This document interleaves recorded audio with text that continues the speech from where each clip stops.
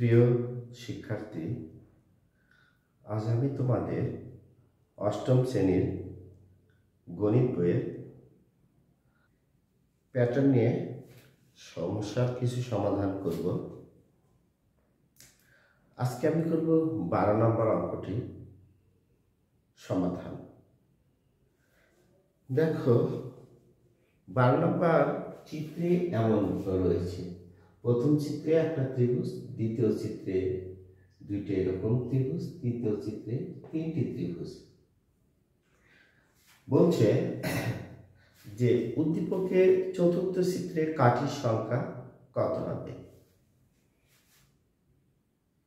উদ্দীপক অনুসারে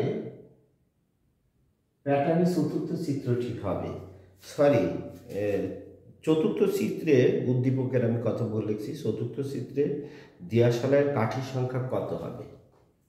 দেখো, এই উদ্দীপক অনুসারে আমার প্যাটার্নের চতুর্থ চিত্রটি হবে এমন: একটা ত্রিভুজ, দুইটা, তিনটে, তাহলে পরেরটা হবে আরেকটি, যোগ হবে, চারটে ত্রিভুজ হবে।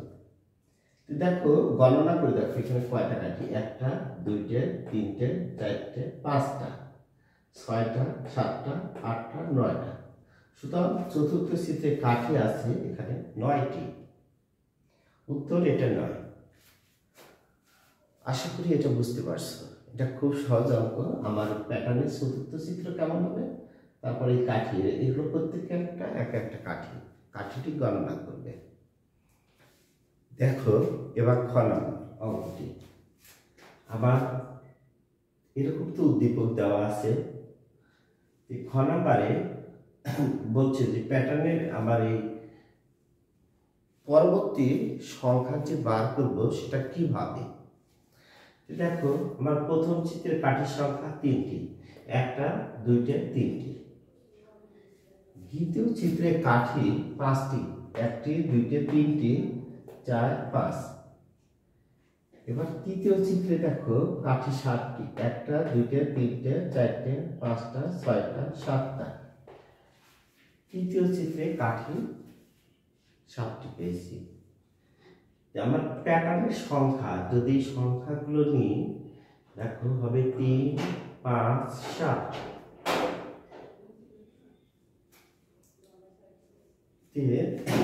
এইখানে পাশাপাশি দুটি পদের পার্থক্য। আবার 5 থেকে 3 বিয়োগ করলে 2, 7 থেকে 5 বিয়োগ করলে 2। অর্থাৎ দেখো, আমার এখানে প্রতি ক্ষেত্রে পার্থক্য 2 হচ্ছে। দেখো, এখন আমার প্রথম পদ আছে 3। এই যে আমি পার্থক্য 2 পেয়েছি, পার্থক্য 2 হবে, আমি একটা চলকের মাধ্যমে প্রকাশ করব এই রাশিটিকে। যেখানে একটা চলক ধরে নিব, সেই দেখো চলক কিভাবে, একটা এই চলকের সঙ্গে স্থির রাশি হবে 2। দুইটা হবে চলকের সাথে যুক্ত, মানে গুণযুক্ত স্থির রাশি। দেখো, 2 গুণন 1, একেবারে সরাসরি 2 গুণন 1। একে দেখো 2 গুণন 2, এখানে দেখো 2 গুণন 3। এই চলকের প্রথম পদ স্থির, 2 গুণন 4, প্রথমে 1, দ্বিতীয় 2, তৃতীয়তে 3। চতুর্থ পদ এখানে 2 গুণন 4। আমাদের একটা শুধু কাজ করতে হবে, এখানে 2 অক্ষে 2, আর কত যোগ বা বিয়োগ করলে 3 হয়, 1 যোগ করলে দেখো 1, এটা সমান। এইবার দেখো এই 1 তোমার প্রতি ক্ষেত্রে স্থির চলে আসবে।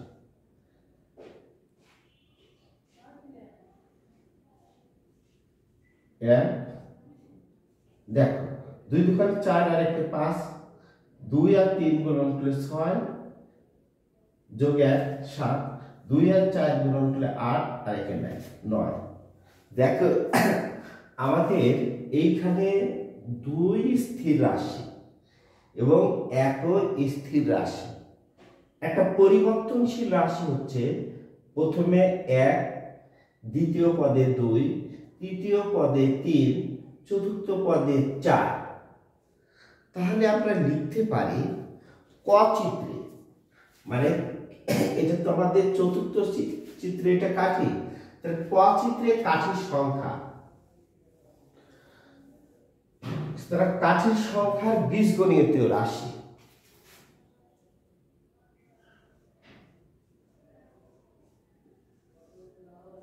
কাঠির সংখ্যার বীজগণিতীয় রাশি, গণিতীয়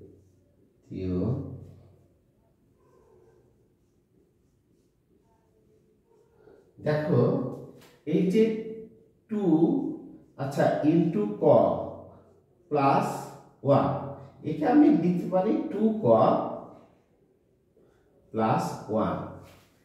এই প্যাটার্নের এই বীজগণিতীয় রাশির সাহায্যে আমরা পরবর্তী পদটি নির্ণয় করতে পারি। যদি 2 এর মান চতুর্থ চিত্রে 4 বসায়, এই প্যাটার্নের বীজগণিতীয় রাশির সাহায্যে, তাহলে আমরা কিভাবে বের করতে পারবো যে কোনো পদ?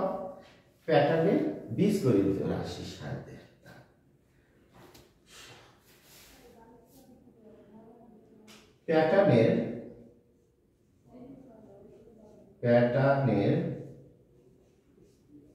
প্যাটার্নের বীজগণিতীয় রাশির সাহায্যে, বীজগণিতীয়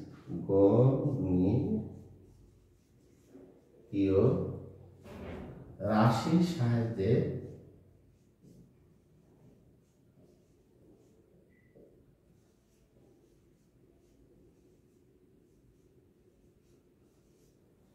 যে কোনো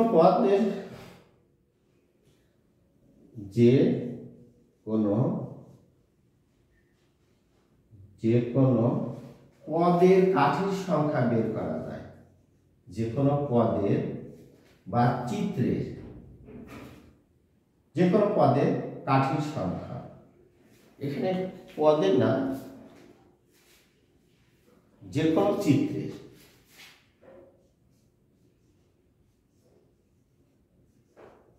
কাঠির সংখ্যা নির্ণয় করা যায়। কাঠির সংখ্যা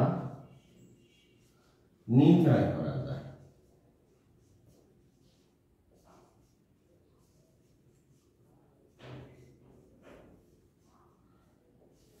দেখো এইখানে যদি আমি কয়ের মান 5 দিই, 5 দোকানে 10 আর 1 11, এটা পঞ্চম চিত্রে কয়ের মান আমি যদি 5, এরকম 10 বসাও দশম চিত্রে।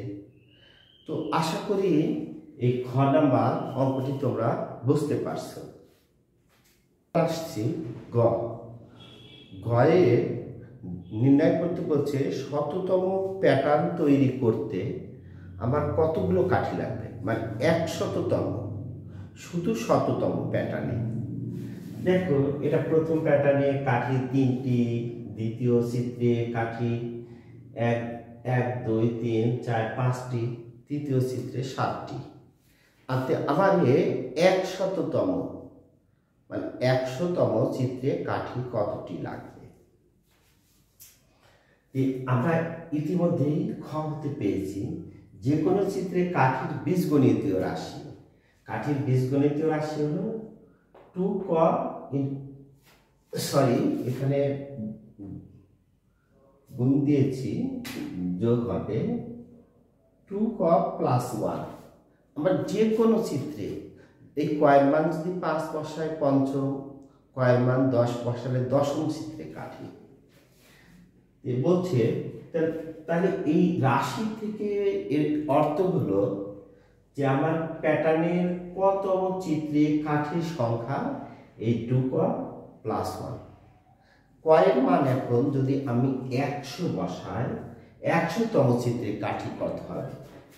তার অর্থ হলো কয়ের মান আমি 100 বসাবো, 2 গুণন 100 আর প্লাস যোগ 1 2 দিয়ে 100 গুণন করলে 200 যোগ 1 201, উত্তর এটা 201। আশা করি বুঝতে পারছো। খুব সহজ, আমরা তো আগেই পেয়েছি। আর একবার বলছি, কতম চিত্রে এটা কাঠির বীজগণিত রাশি, অর্থাৎ কতম চিত্রে কাঠি এতটি কয়ের মান শুধু 100 বাসা দিবে। 2 আর কয়ের মাঝখানে কিছু নাই, মানে গুণন। আগের অঙ্কেই দেখাইছি 2 গুণন কয়ের মান 100, 200 যোগ 1, 201। আশা করি বুঝতে পারছো। প্রিয় শিক্ষার্থী, এবার আমি তোমাদের 13 নম্বর অঙ্কটির সমস্যা সমাধান করছি। দেখো 13 প্যাটার্নের সংখ্যা তালিকা দেওয়া রয়েছে 5, 13, 21, 29 এবং 37। এইখানে দেখো 29 এবং 37 যে রয়েছে, একটা পদ 29 আর একটা পদ 37। একে বলছে দুটি সংখ্যার বর্গের সমষ্টি, মানে দুটি সংখ্যার বর্গ, দুইটার স্কোয়ারের যোগফল। দেখো আমরা 29কে লিখতে পারি 4 যোগ 25, 4 আর 25 দুইটার যোগফল 29। আমি এমনভাবে লিখতে হবে আমাদের যাতে সংখ্যা দুইটা বর্গ সংখ্যা হয়। যে কৌশলেই তুমি লেখো, কিন্তু সংখ্যা দুইটা বর্গ সংখ্যা হবে, এবং মনে রাখবে যে মাঝখানে যোগ থাকবে। দেখো 4 একটা বর্গ সংখ্যা, 2 এর ফুল স্কোয়ার 4, আর 25 একটা বর্গ সংখ্যা, 5 এর ফুল স্কোয়ার 4, মানে 2 এর স্কোয়ার, 2 স্কোয়ার মানে 2 এর বর্গ, 2 গুণন 2 4, আর 5 এর বর্গ 5 স্কোয়ার। এর অর্থ হলো 5 গুণন 5, 5 এর উপর স্কোয়ার বা বর্গ, 5 এর বর্গ অর্থ হলো 5 গুণন 5, 5 5 25। এরকম ঠিক 2 এর উপর বর্গ মানে 2 গুণন 2, এটা 4। আশা করি এটা বুঝতে পারছো। এবার আসো 37। 37 এরকম দুইটা বর্গ তোমাকে আনতে হবে, তুমি যেভাবে পারো। দুইটা সংখ্যা, দুইটা বর্গ সংখ্যা।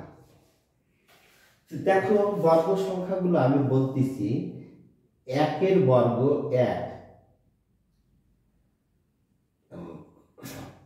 1 এর বর্গ 1, এই 1 বর্গ সংখ্যা।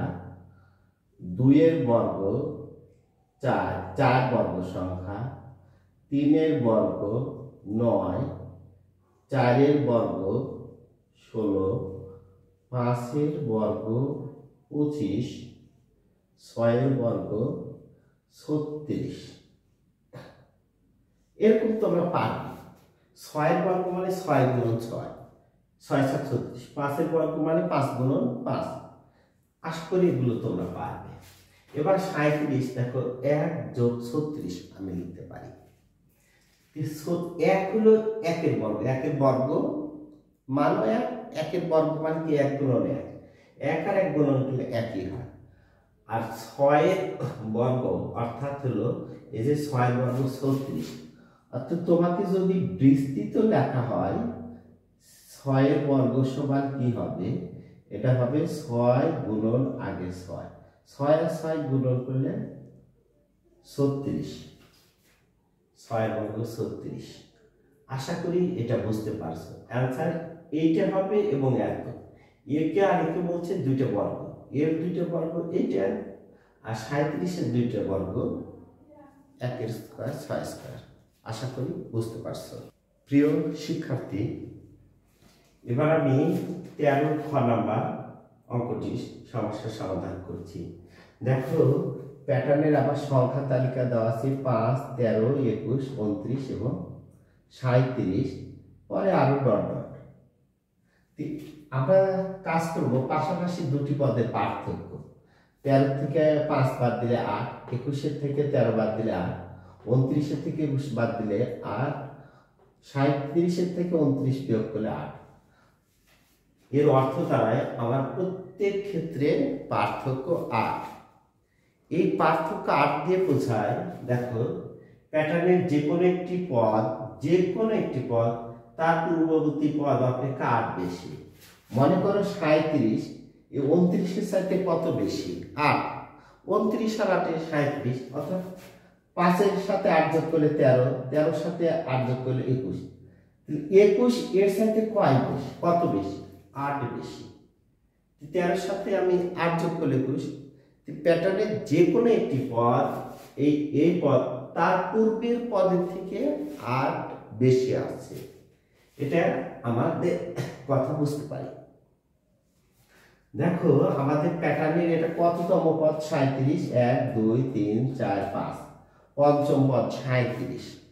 এর পরবর্তী পদ কত হবে? 37-এর সাথে 8 বেশি। দেখো 37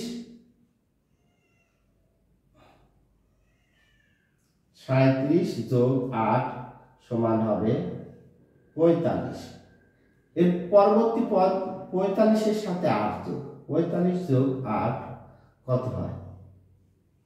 53। 8 5 13।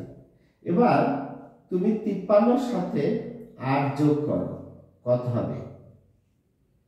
61। 8 আর 3 11। এবার 61-এর সাথে তুমি 8 যোগ করো, কত হবে? 6 10 9 69। যে কোনো পদের সাথে 8 বেশি। তাহলে আমাদের উত্তর কি কি আসলো? উত্তর হলো 45, 53, 61 ও 69। এটাই আমাদের লাস্টের উত্তর। আমি আবার বলছি, প্যাটার্নের যে কোনো একটি পদের সাথে 8 যোগ করলে তার পরবর্তী পদ।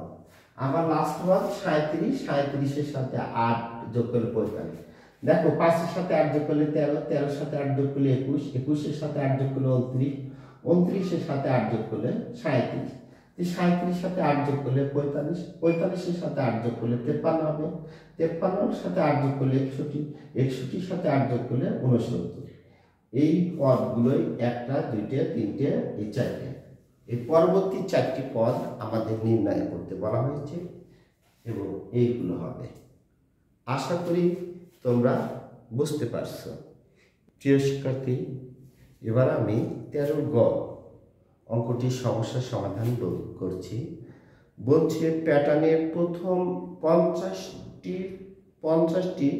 সংখ্যা যোগফল বা সমষ্টি কত হবে? প্যাটার্নের প্রথম 50টি সংখ্যা যোগফল বা সমষ্টি কত হবে? দেখো আমার প্যাটার্নের সংখ্যা তো এটা আছে, ক্ষয়ে বলছি পাশাপাশি দুটি পদের পার্থক্য 8। 13 থেকে 5 বাদ দিলে 8, 21 থেকে 13 বাদ দিলে 8, 29 থেকে 21 বাদ দিলে 8, 37 থেকে 29 বিয়োগ করলে 8। অর্থাৎ প্রতি ক্ষেত্রে পার্থক্য আমার 8। 8 হবে আমার চলকের সাথে যুক্ত ধ্রুবপদ চলক। আচ্ছা দেখো কিভাবে, এটা তুমি প্রথম পদ আমার 5 লিখি, দ্বিতীয় পদ 13। এইখানে দেখো আমার 8 গুণন তুমি 1 লিখবা। তৃতীয় পদ দেখো আছে 21। চতুর্থ পদ 29, আমার লাস্ট পদ 37। এইখানে তুমি একটা কাজ করতে পারে, 8 গুণন 1, 8 গুণন 2। এই যে চলকের ধ্রুবপদ, এটা একটা চলক, চলক মানে পরিবর্তনশীল। 8 গুণন 3, 8 গুণন চতুর্থ পদে 4, পঞ্চম পদে 8 গুণন 5।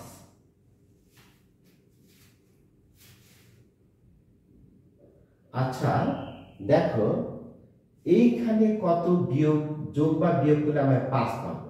এবার বিয়োগ 8 অক্ষে 8, 8 থেকে 3 বিয়োগ হলে 3।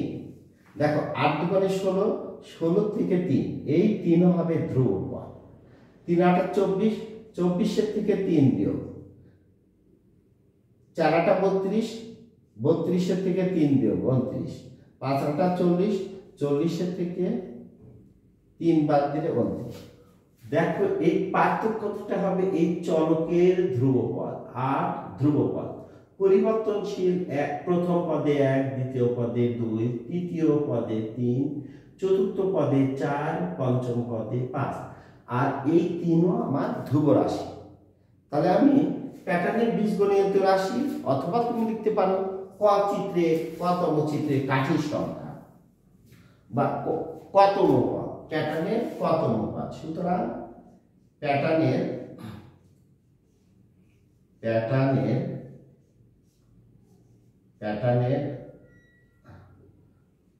কতম পদ হবে, এটা একটু লিখতে পারো 8 গুণন ক বিয়োগ 3, অর্থাৎ 8 আর ক গুণন করলে 8 ক বিয়োগ 3, প্যাটার্নের কতম পদ। এইবার এই যে প্যাটার্নের কতম পদ বা বীজগণিত রাশি 8 ক মাইনাস 3, একে কিন্তু প্যাটার্নের বীজগণিত রাশি বলা হয়। এটা মনে রাখবে, অবশ্যই এর আগের অঙ্ক করিয়েছি। তো প্যাটার্নের কতম পদ। এবার আমার প্যাটার্নের 50তম পদ কত হবে, এগুলো বুঝতেছি। দেখো সরি, এটা গ নাম্বার অঙ্ক হবে। আমি তো খ লেখা আছে লিখছি, কিন্তু ভুলে এটা গ হবে। আমি গ নিয়ে আলোচনা করতেছি, এটা ভুল কমে খ লিখেছিলাম, আমি দুঃখিত। এটা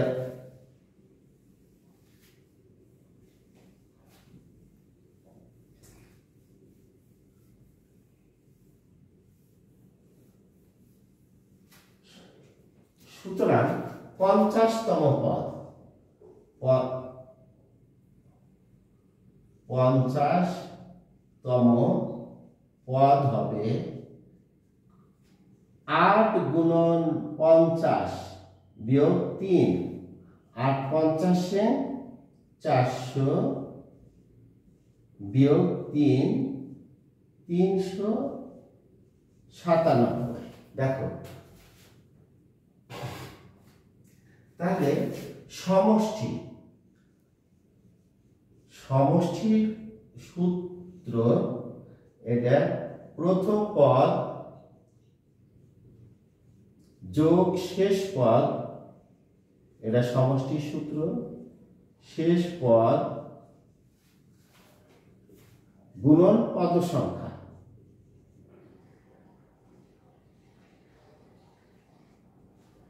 ভাগ হলো 2। আমার এই প্যাটার্নের আমার প্রথম পদ কিন্তু 5 যোগ শেষ পদ 50তম পদ 397 গুণন আমরা কতটি পদ বের করতেছি, 50টি পদের যোগফল ভাগ 2। 2 দিয়ে 50 এর ভাগ করলে 25, 397 সাথে 5 যোগ করলে 402 গুণন 25। 402 আর 25 গুণ করো, দেখো কত হয়।